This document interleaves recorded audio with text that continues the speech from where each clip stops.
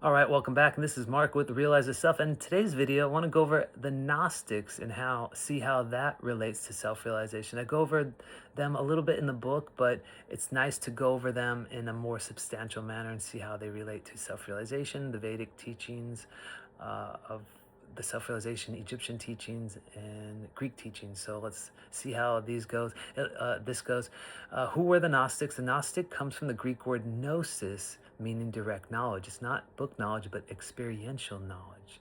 Know thyself, direct knowledge of the self. Gnosticism wasn't a single church or movement. It was a loose family of spiritual traditions that flourished mainly in the 1st and 3rd centuries CE or AD around the Eastern Mediterranean. They emerged in the same cultural soup or place as the early Christianity, Platonism, Jewish mysticism, Persian Zoroastrian dualism, Egyptian religious ideas. So think cross-pollination. It's not completely a clean story, but they all intermingled and related with one another. So major Gnostic groups, some of the better known schools were, there are a bunch of schools. There's not just like one Gnosticism, and Gnostics is a term for a bunch of different schools that varied slightly. Valentinians were the most philosophically sophisticated, Sethians, Basilideans, and Manichaeans. Later, they become more global. They were eventually branded heretical by emerging orthodox Christianity, which favored faith over knowledge, church authority over inner revelation, salvation through belief rather than awakening. Most Gnostic texts were destroyed until 1945 when the Nag Hammadi Library in Egypt was discovered, giving us first-hand access to the writings. And this is really when they were branded heretical by emerging Orthodox Christianity. This goes to tell you that this information, this secret information, is not for the masses or the majority of people, because they were persecuted. This is why this information is usually kept hidden, it's usually kept secret. All these stories are usually in allegories or metaphors. They're not, they don't talk in direct words. They have to kind of talk around it in poems and other different ways, like the Sufis did a lot of poems and stuff. Okay, so the Gnostic worldview, in simple terms, at the heart of Gnosticism is a radical spiritual diagnosis of the human condition. Their core ideas, they had 5 of them. The first one's: the true God is transcendent and unknowable, pure consciousness, fullness, the pleroma, beyond the material universe. Number 2, the material world is flawed or fallen. They believe this world was created not by the highest God, but by a lesser being they called the demiurge. Some may call it as Satan or some other Yaldabaoth. There's a million different names, Saturn, for this being that they believe created the material world. The world is not evil in a cartoon sense, but ignorant, distorted, asleep. The same concept we get back to now: the ignorance, the sleeping, distortion. Number 3, humans contain a divine spark. This is the self. This is the Atman. This is Brahman. They believe it's a fragment of the true God is trapped within some humans. This spark is buried under conditioning, fear, and false identity. And this is exactly the teachings that I have in the book, and I talk about here on this channel and on this YouTube video. Is we talk about all the stuff that gets all the self unburied from all the conditioning, from all the programs, from all the belief, from all the fear, from all the false identities that covers up the true self. And when you reveal the false self, you realize who you already are. It's just covered up. We're all self-realized. It's just covered up with programs, beliefs, and false identity, a bunch of nonsense, basically. Number 4, ignorance is not a sin. Ignorance, not sin, is the real problem. We suffer because we don't know who we are. Know thyself. Realize the self. That's it. That's the main tenet, the main key. You do that, you figure that out. That's it. You graduate from the school of earth, however you want to look at it. You escape the world of bondage or prison, however you want to look at it. That's the absolute most foundational component. Know thyself. And the only reason we suffer is because we don't know who we are. Number 5, salvation comes through gnosis, awakening to your true nature, remembering where you come from, seeing through the illusions of the world and the ego. There's no one coming to save you. You are your own savior. Don't look outside of yourself. Look inside of yourself. The world wants you to look outside of yourself. That's the biggest trap. Everything is trying to keep you away from your inner self. You want to go inward. That's how you realize the self. Why Gnosticism often sounds existential, mystical, and even psychedelic by modern standards? Because that's the reason why. Because of all those ignorance, the divine spark, the salvation through gnosis, the true God is transcendent, knowable, material world's the fallen God. Then we go into Gnosticism and self-realization. This is where the connection gets more direct. Self-realization is gnosis.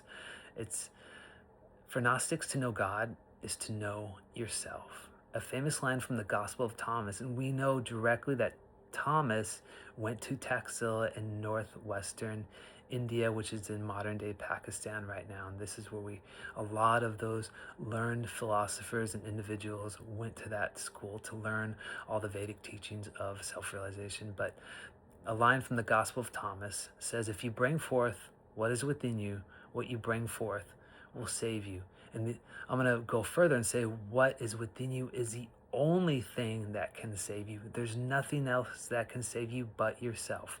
And that comes to knowing thyself by realizing the self, who you already are. You are everything. You are the self. You are the divine spark. And this isn't metaphorical fluff. It's actually the entire program. So some of the key parallels, like the Gnostic thought of the divine spark, is in self-realization language. It's basically the true self. It's awareness. It's the observer. It's the witness. Ignorance in Gnostic thought is the same.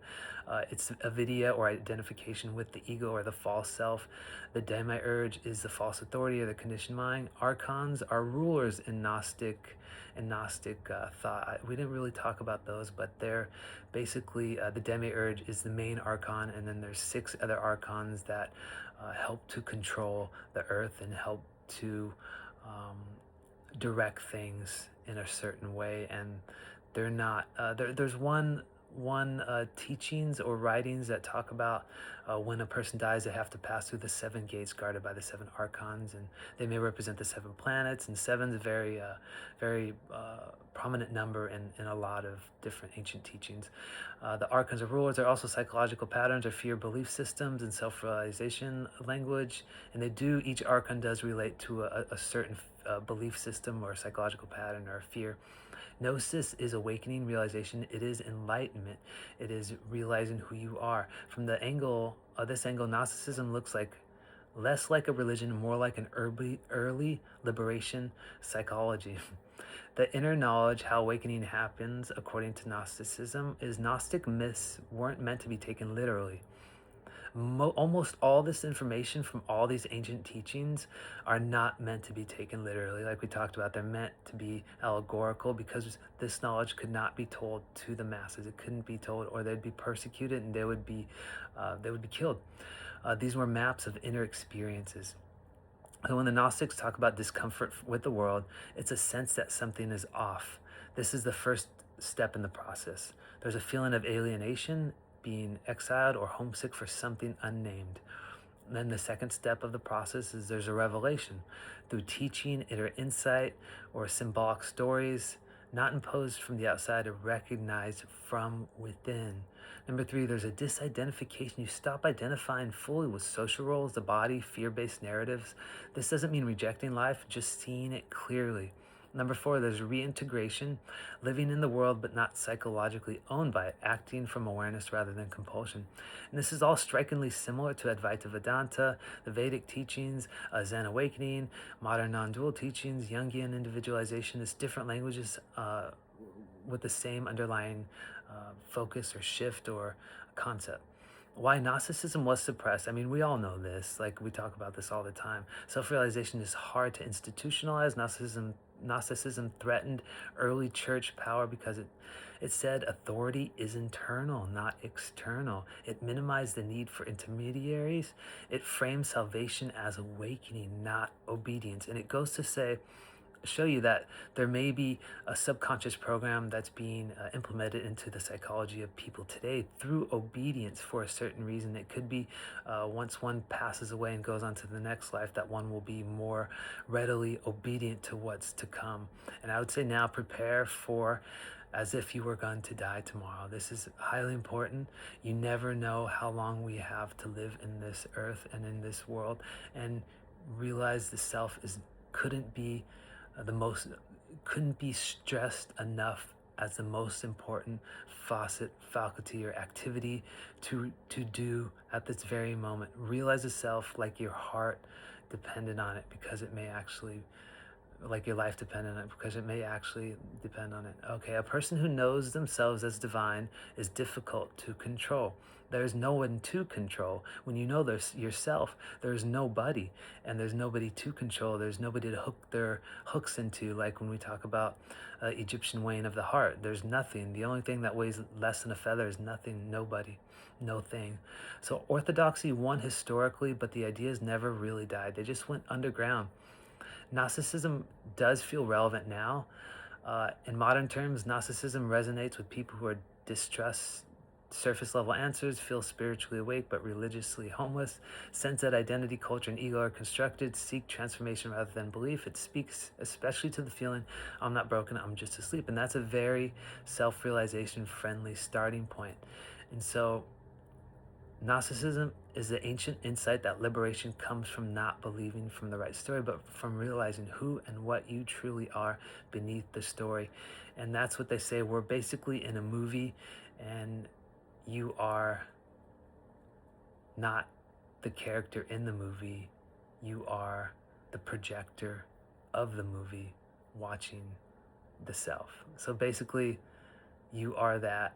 You are the self. Realize the self. That's the key component in Gnosticism. Gnosis, know thyself. And that's it for Gnosticism. Thank you for being here. Have a wonderful day, and never forget, you are that.